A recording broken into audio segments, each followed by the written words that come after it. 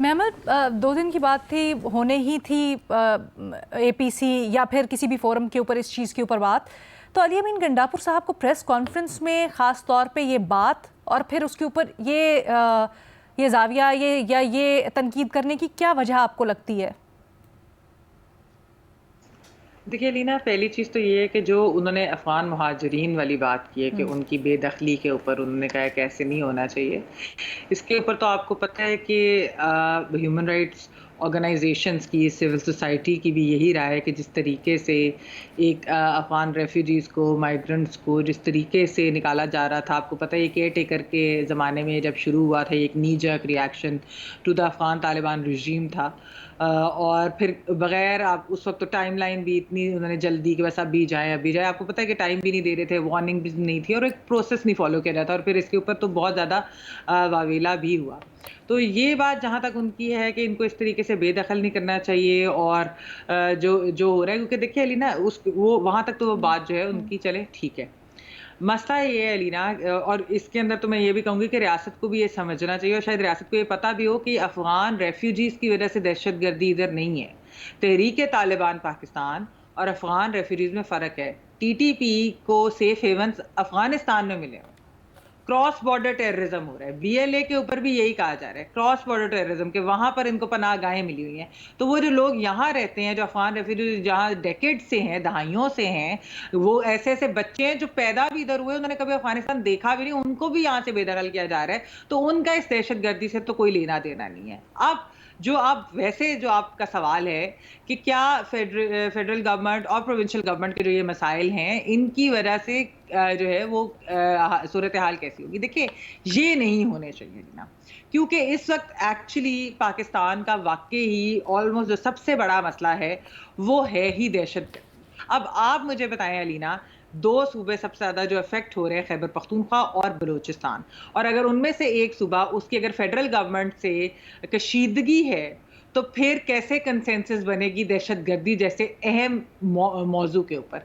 दहशतगर्दी को फाइट करने के लिए देखें, हमने देखा था एपीएस के बाद एक पॉलिटिकल कंसेंसस बनी थी, ऑपरेशन हुआ था जिसकी वजह से जो है हम दहशतगर्दी से का खात्मा भी किया। अभी जो ये बात ये कर रहे हैं कि इनकी पॉलिसी थी कि दहशतगर्दी, बात ये है कि मैंने उस दिन भी आपको मोहसिन दावर साहब की ट्वीट पढ़ के सुनाई थी कि उन्होंने कहा था कि फॉल ऑफ काबुल पे आपने तो कहा था ना कि गुलामी की जंजीरें तोड़ दी, और आप लोगों की पॉलिसी थी। और उसके अलावा इनके ऊपर ये तनकीद भी होती है कि जो रीसेटलमेंट की पॉलिसी इनकी थी, वो कब क्या टाइमलाइन लेता हुआ था, लेकिन जो इनकी पॉलिसी इनकी थी, इन्हीं की हुकूमत ने रीसेटलमेंट की निगोशिएशन की थी और इन्होंने ये भी एग्रीमेंट किया था कि निगोशिएट भी करेंगे टीटीपी के साथ। उस वक्त भी तनकीद की करते थे हम लोग तो, और सवाल भी करते थे कि क्यों निगोशिएट करें। तो ये जो एक वेव वापस आई, ये फॉल ऑफ काबुल के बाद है और उसके बाद से मजीद बढ़ती गई, इनको तकवीयत मिलती गई है, ये स्ट्रेंथन होते गए। तो इस चीज के ऊपर तो फेडरेशन और सूबे जो है उनको इकट्ठे होना पड़ेगा, पॉलिटिकल कंसेंसस बनानी पड़ेगी, क्योंकि ये आसान जंग नहीं होगी अलीना। आपने देखा है कि जिस तरह के हमले हो रहे हैं वो कोई बिल्कुल नॉर्मल नहीं हो रहे, उनको बाहर की सपोर्ट भी हासिल है, तो इसके लॉजिस्टिक सपोर्ट और बाकी सब भी, तो ये बहुत टफ फाइट होगी और इस फाइट के लिए यूनिटी की बहुत जरूरत है। इसके अंदर कोई पैटी पॉलिटिक्स करने की जरूरत नहीं है। अनफॉर्चुनेटली पॉलिटिकल पोलराइजेशन की वजह से, हमने पहले भी बात की कि यहाँ पर पैटी पॉलिटिक्स होती है और यहाँ पर इसलिए डिफरेंस ऑफ ओपिनियन हो जाता है।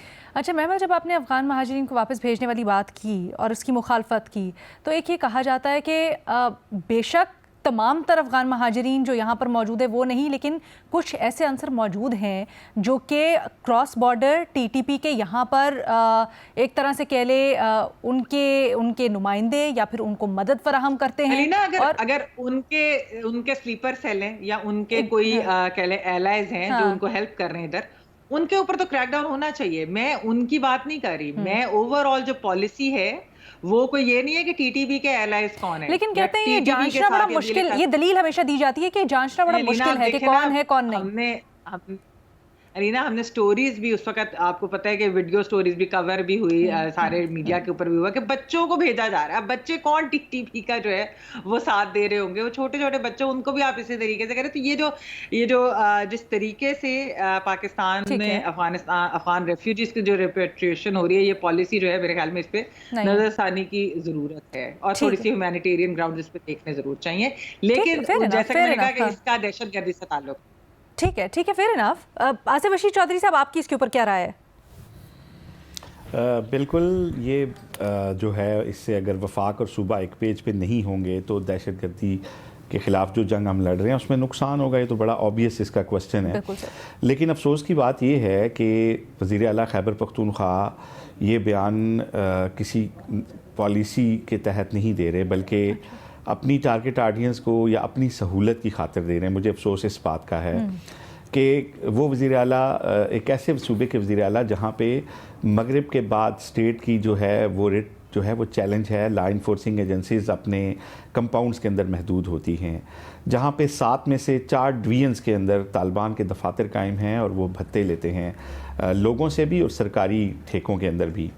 वहाँ के वज़ीर आला का और फिर हमारे अमूमी तौर पे सियासतदानों का ब्लेम गेम करना कि तालिबान किसने बनाए थे, ये वापस किसने लाए हैं, ये एक ऐसी सूरत हाल है कि जिससे जो बहुत ज़्यादा हमारी जो है संजीदगी की मुतकाज़ी है। लेकिन इसके ऊपर भी अनफॉर्चुनेटली पॉलिटिक्स हो रही है। पॉलिटिक्स ये हो रही है कि जी फ़लाँ वाक़े के बाद किसने ट्वीट किए, फ़लाँ ये वो दहशतगर्द हैं जिनको फ़लाँ जमात लेके आई थी, और मतलब इस तरह की ब्लेम गेम सियासी जमातें एक दूसरे के ऊपर कर रही हैं। और एक जो हमारे सामने इतनी बड़ी एक बला खड़ी है उससे लड़ने के लिए हम अभी तक तैयार ही नहीं हैं, बल्कि एक दूसरे के ऊपर इल्ज़ामात दे रहे हैं। देखें, जब हम पाकिस्तान में अभी हालिया दहशतगर्दी की बात करते हैं जिसमें हमारे 2 सूबे मुतासिर हैं, तो उन दोनों सूबों के अंदर दहशतगर्दी की नौइयत बिल्कुल डिफरेंट है। एक सूबा है जहाँ पे तालिबान हैं जो ये कहते हैं कि हम यहाँ पे जो है बज़ोर ताकत कब्ज़ा करके इस्लाम नाफिज करेंगे। ये वो लोग हैं जिनको ना तो अफ़गानिस्तान में लोगों की हिमायत हासिल है और ना ही केपी में लोगों की हिमायत हासिल है, और लोग जो हैं इनको दुरुस्त नहीं समझते। इन दोनों तरह की दहशतगर्दी से लड़ने के लिए हमें दोनों तरफ डिफरेंट पॉलिसी बनानी होगी, क्योंकि हमने कोई भी जंग जब जीतनी है तो वो लोगों की हिमायत के बगैर नहीं जीती जा सकती, तमाम सियासी जमातों की सरपरस्ती के बगैर नहीं जीती जा सकती, क्योंकि जंगें कौमें लड़ती हैं। जंगें जो हैं सिर्फ मुसल्लह अफराद नहीं लड़ते। दहशतगर्दी से लड़ना सिर्फ फ़ौज की ज़िम्मेदारी नहीं है, ये पूरी कौम की ज़िम्मेदारी है, और तमाम सियासी जमातों को अपने अपने मफादात से, अपनी अपनी सोच से ऊपर उठकर फ़ैसले लेने होंगे।